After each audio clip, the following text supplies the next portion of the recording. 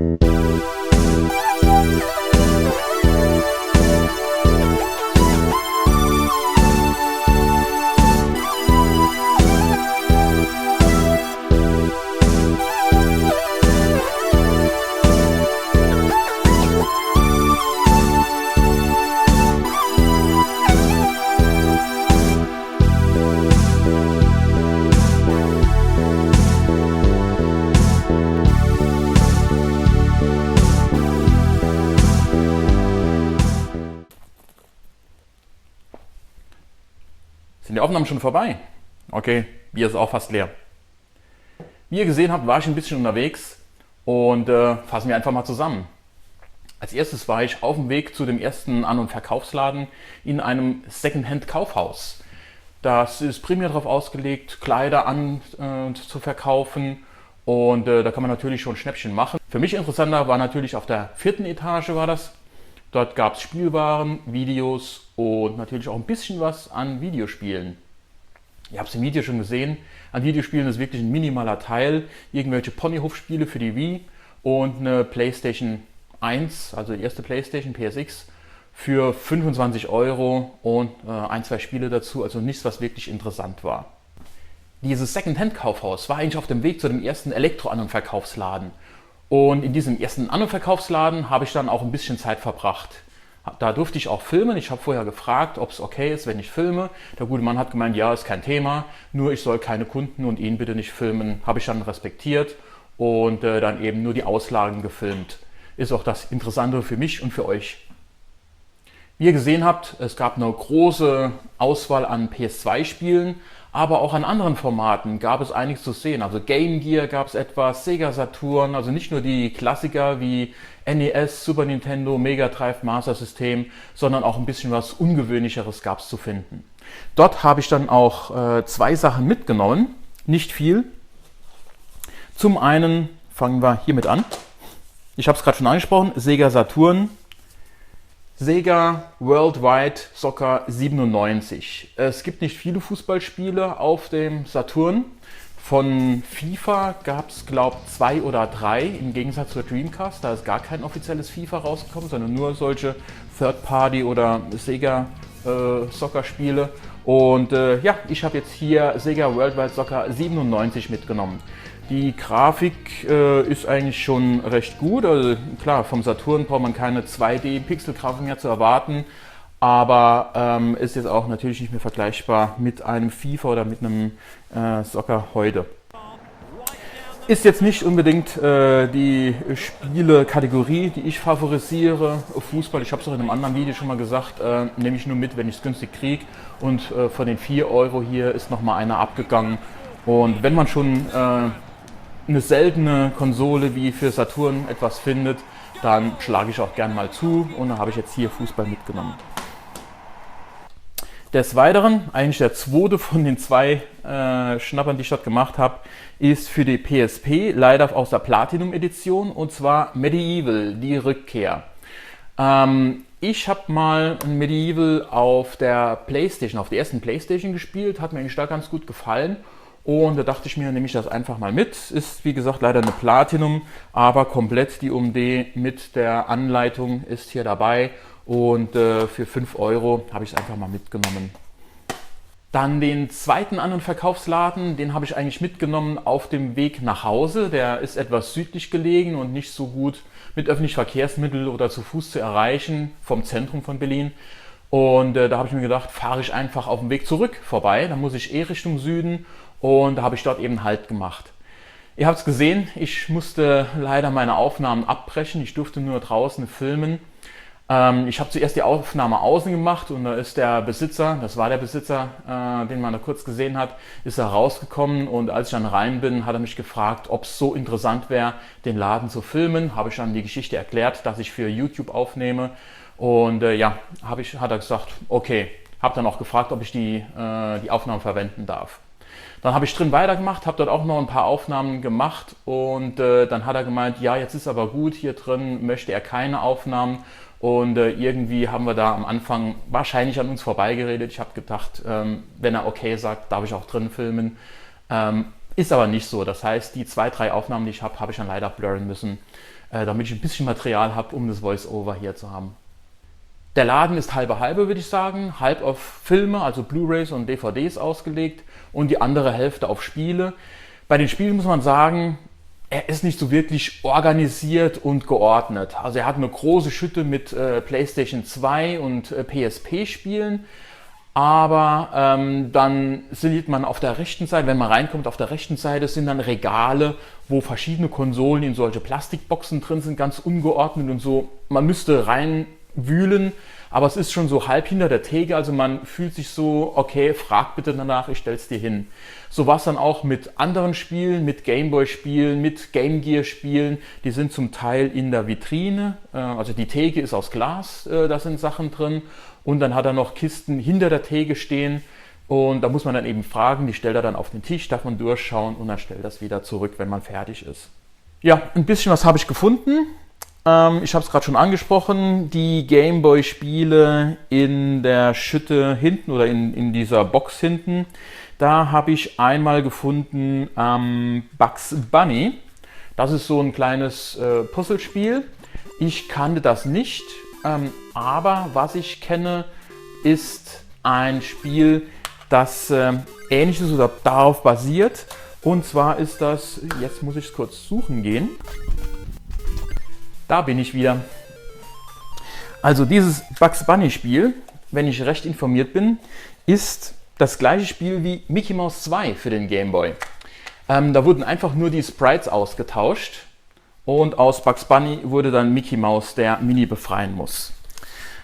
Das habe ich eben mitgenommen, weil das hier ist noch das Original aus meiner Kindheit. Das ist ein japanisches Spiel und ich habe meinen Papa so lange genervt, bis er es mir organisiert hat. Ich weiß gar nicht, über welche Kanäle er in den 90ern ein japanisches Importspiel organisiert hat, aber er hat es geschafft. Der Geburtstag war gerettet, das Geburtstagsgeschenk war da und ich habe Mickey Mouse 2 bekommen. Jetzt habe ich die Vorlage dafür, Bugs Bunny, auch mal in der Hand und kann sie dann vergleichen, ob sie wirklich 1:1 das gleiche sind.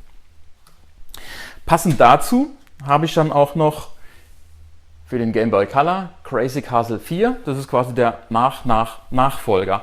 von dem ersten Bugs Bunny Crazy Castle und ich denke vom Spielprinzip ist das sehr ähnlich, sehr vergleichbar. Dann habe ich ein Piratenmodul gefunden, das früher mal, sehe ich gerade, Enrico gehört hat. Enrico, wenn du zuschaust, viele Grüße, ich habe dein Piratenmodul. Darauf sind verschiedene Spiele, 12 Stück an der Zahl, wenn man dem Label glauben darf. Und solche illustre Titel wie zum Beispiel Mickey Mouse, keine Ahnung welches, Duck Talk, also nicht DuckTales, Duck Talk, Boxing, Mario Egg, Solomon's Club, Spider-Man, Elevator Action, Head-On, Ghostbusters 2, Home Alone, Hook, Terminator 2.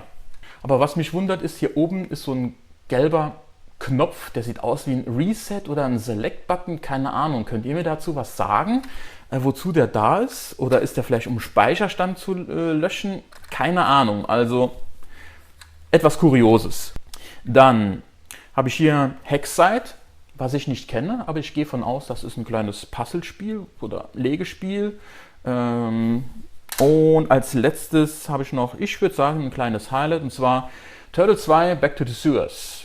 Und ich habe letztens mal online so ein Special zu Turtles gesehen, das war glaube ich beim NES-Kommando, beim NES-Kommando. Und ja, da war ich irgendwie angefixt und habe mir jetzt hier Turtles 2 zugelegt. Das habe ich früher auch beim Nachbarsjungen gespielt, der hatte das, jetzt weiß ich gar nicht, ob das 2 oder 1 war.